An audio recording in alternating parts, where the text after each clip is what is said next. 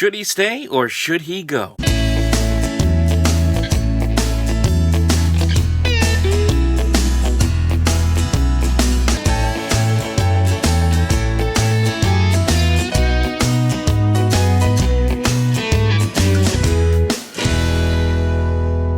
Welcome aboard here to the Sports Talk Nation. Kind of an unusual Sunday night edition of the Sports Talk Nation here, as the Major League Baseball season has now come to an end, and with it, the end of the New York Mets season. And look, it was a strange season, a wild season, one where the Mets found themselves at 11 games under 500, and then found a way to turn it all around in late July, going into August, and get themselves back into the playoff mix.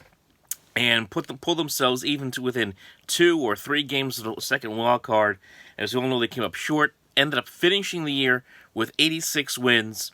Had a nice walk-off victory, kind of in a kind of ironic fashion, as Dominic Smith, who, and the reason I say ironic is because Dominic Smith, who was pegged in spring training, going into spring training of this year to be the Mets' first baseman. Of course, that did not happen, as Pete Alonso had his ascension on this team. We all know what a great year Alonso had, hitting 53 home runs this year to be the Mets to break the Major League Baseball single season record for a rookie in home runs, and he's going to be the NL Rookie of the Year.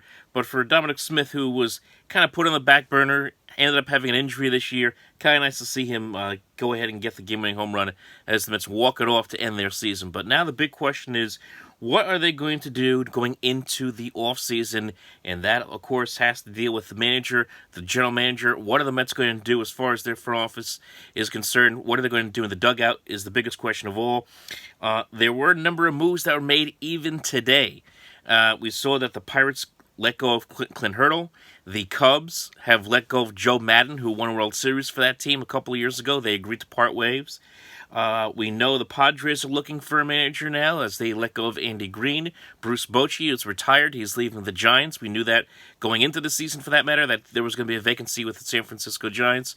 We also know that Ned Yost of the Kansas City Royals, he's also going to be retiring, so the Royals will be looking for a new manager as well. And then there's talk that the Phillies may part ways as well with their manager, Gabe Kapler, so he may be on his way out after the Phillies had an incredibly disappointing year after bringing in Bryce Harper and bringing in all these big names in the offseason, and they were a complete disaster in the second half of the year, so he's on his way out. The question is, what are the Mets going to do with Mickey Callaway?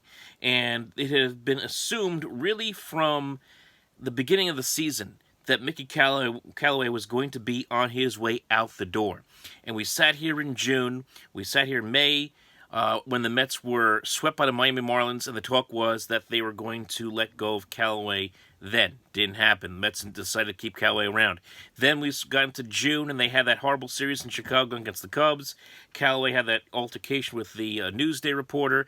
You remember with Jason Vargas also threatening to beat up that reporter. So you had that in the mix. They have a story about Brodie Van Wagenen calling into the dugout and ordering the coaches and Callaway to make certain moves with players like Jacob deGrom. So there was so much, and also Van Wagenen getting into a heated argument with the coaching staff down in the clubhouse after a game as well. So there were so many crazy things that went on in the first couple months of the year. It looked very good, very possible that Callaway or somebody was going to get the X. Well, the person we all know who got the X was Dave Island. We thought Callaway would follow soon after that. That did not happen. Mets continued to give Callaway every opportunity to manage this team, and they let him manage right through the end of the year. And look, they had that incredible run, as I highlighted, to end the season. I mean, this team had a 15-1 stretch from late July into early August. As we know, got themselves back into the playoff mix. They had all these dramatic wins, the extra inning games against Cleveland, one comeback win after another, and that, of course, culminated here tonight. And they turned around what was a situation where they were 11 games under 500, looking like they were going nowhere, to now ending the season 10 games over 500. The question is going to be is that enough for Callaway to keep his job? And that's the big question. I could see this. I could certainly make an argument either way. Here's the reason why the Mets may want to consider a change. One, the biggest problem that Callaway's had his last couple of years has been obviously managing the pitching staff and the bullpen. There were a lot of times throughout this year and even the last couple of years where he would pull starters out very early. Sometimes he would pull them out even before they ever got to 100 pitches, and then would go to the bullpen. And as we all know, this year with the bullpen, it hasn't been very good. This bullpen blew so many games this year for this Mets team. And Callaway was a big reason for that because he would rely too much on a lot of guys who weren't really pitching all that well. Guys like Edwin Diaz, guys like Jerry Smilia. Now, at the same time, you can't blame him for all those situations with the bullpen because, well, it was Brodie Van Wagenen who brought a lot of these guys in. He's the one who traded for Edwin Diaz and Robinson Cano. He's the one that who re-signed Jerry Smilia. He is the one that brought in Justin Wilson, who, before he started pitching well in the second half of the year, had a major injury, missed most of the first half of the season. So let's keep that in mind as well. So there's a lot of blame to go around here with what went on here with the Mets and the reason why they did not make the playoffs this year and had their issues in the first part of the season. So, yes, you could blame Callaway for that. Some people like to get on him for different lineups that they've had this year where maybe he would pull a guy out of the lineup early or not pinch hit a guy. Those are very technical things. We can go on and on about different kind of situations like that. The point is, here was a guy who was a pitching coach in his time in Cleveland, had his issues managing the pitching staff. But the one thing you have to give Callaway a lot of credit for is he did not lose this locker room. It was very easy. This team could have been dead in the water after that sweep against Miami in May. They could have been dead in the water after that performance against Chicago when things looked like they were coming apart. And he found a way to keep those players believing and coming to the ballpark every day and winning games. Now, one thing that Callaway doesn't get a lot of credit for, that maybe he should, is the fact that he was the manager when Jacob deGrom won not only one, but 2 Cy Young Awards. Now, whether he has had any kind of impact on deGrom in his pitching style in the last 2 seasons, I can't sit here and say, but considering that deGrom was really the ace of this team even before Callaway ever got here. But hey, look, he certainly was the skipper when deGrom has had 2 of the best seasons of his career and 2 of the best seasons we've seen from a pitcher. Even Zach Wheeler pitched well the last couple of seasons here with the Mets as he's going to be a free agent this year. So you have to give him some credit in that regard. So if you want to make an argument that he should stay, that would be it. Now, if you were the Mets, you have guys like Joe Madden, who's won a World Series with the Chicago Cubs, who took the Tampa Bay Rays to a World Series in 2008. When you have Joe Girardi, who is, of course, a World Series winning manager with the New York Yankees a few years ago, it's very hard not to sit there and say, if one of these guys wants to come to manage the Mets, not saying they really want to or not, we don't know yet, but if one of these guys wants to come here and manage the Mets, New York has to certainly pony up and consider letting go Callaway and bringing in one of those guys. You have to do that. You don't want to have a situation where you're pulling a playbook, if you're the Wilpons, pulling something out of the Chris and Woody Johnson playbook when you have a winning head coach or manager sitting there wanting to come here and you decide not to do it. You can't do that again. You can't do that if you're the Mets in this situation. So let's just say for the sake of argument that Joe Madden wants to come manage the Mets. You have to make that move. Joe Madden wants to come here manage the Mets. You have to make that happen. Will it happen? That is the biggest problem for the Mets because I don't see a big-time manager, whether it be Joe Madden, whether it be Joe Girardi, whether you want to talk about Buck Showalter, I've heard his name get thrown out there. You're not going to get a big-time manager who's had success wanting to come here and manage a team while not getting paid a large amount of money. The Wilpons are kind of known as being very tight in the purse strings, and Callaway was one of the least paid managers in the sport in the last couple of years.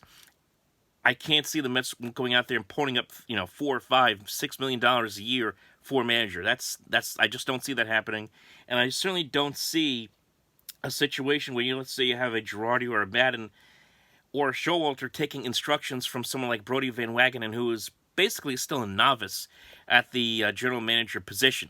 So you don't want to have. I don't know if that's going to be something that would work too well either. So it's going to be very, very hard. The Mets, in that regard, from the front office standpoint, would be a hard sell to an established manager. Yes, the Mets have a lot of good young core pieces, like Pete Alonso, like Jacob deGrom, Noah Syndergaard, if he's still here next year. We can go up and down the lineup. Jeff McNeil, Brandon Nimmo, Michael Conforto, a lot of good young pieces on this team that the Mets have moving forward that would be attractive to a managerial candidate. I just don't know if all the other baggage that kind of surrounds the Mets on a daily basis would be that attractive to a big-time candidate. So the most likely scenario is this. It's going to be either one of two things. Either one, the Mets decide to stay with Mickey Callaway for another year, extend him another year. Remember, he only has 1 year left on his contract, so you don't want him to be a lame duck in 2020, so you have to extend him at least 1 year. So they could do that, or they're going to go out there and let go of Callaway and pursue another first-time type of manager.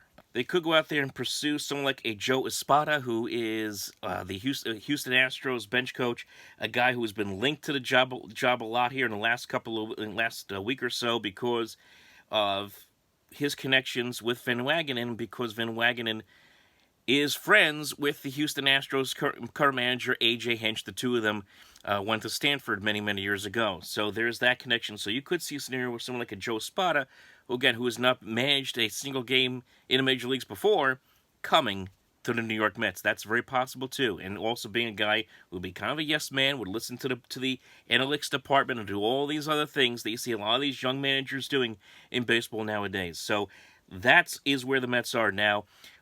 If I know there are a lot of Mets fans saying, what about Brodie Van Wagenen, and why is he getting a pass here? Well, he doesn't deserve a pass. Like I mentioned, there's a lot of these moves that were made going into this season were his doing. Robinson Cano was his doing. Edwin Diaz was his doing. Juris Familia was his doing. Jed Lowry, who played like only a handful of games, was his doing. So he made those decisions to bring those guys in here, and it did not exactly work out. So, yes, he is certainly deserving of some blame, but I don't see the Mets, and I certainly haven't heard any kind of rumors or rumblings that the Mets are going to move on from him. So you have to assume that he is going to be here in 2020, and the Mets are actually going to trust him with the managerial decision, and that is scary in and of itself. If he decides to keep Callaway around, the bullseye is going to be, whatever he decides to do, the bullseye is going to be exclusively on him. If he keeps Callaway around, everyone's going to say, man, really? You're keeping a manager around who's not very popular with the fan base? Popular in the clubhouse, obviously, but not so popular with the fan base. That would raise some eyebrows. And then if you bring in an established manager, well, then certainly a lot of credibility kind of goes to the wayside of Van Wagenen, because now he kind of goes down the pecking order a little bit with an established guy who may want some same personnel. Just a guess for that matter. So the Mets situation is going to be very interesting to watch no matter what. We'll keep our eye on it. I did see a tweet out there, I believe it was John Heyman, saying that the Mets are going to have a discussion this week on what to do with the managerial position, and we'll find out soon after that. Once we hear it, we'll bring it right here to you on the home for everything New York, New Jersey sports, and that, of course, is a Sports Talk Nation. Folks, remember to like and subscribe right here to the Sports Talk Nation here on YouTube. Remember to follow us on Twitter at OpenMicNJ, and also on Facebook, facebook.com/OpenMicProgram. We'll talk to you next time.